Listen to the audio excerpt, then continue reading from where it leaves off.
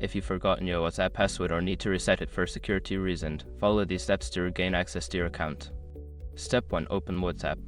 Launch the WhatsApp application on your smartphone. Ensure you are connected to the internet. Step 2. Go to Settings.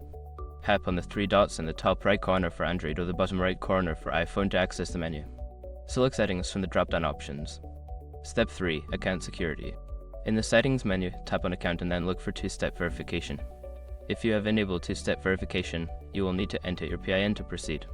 Step 4. Reset two-step verification. Once in the two-step verification section, you will see an option to disable it. Tap on Disable and confirm your choice. This will reset your two-step verification PIN.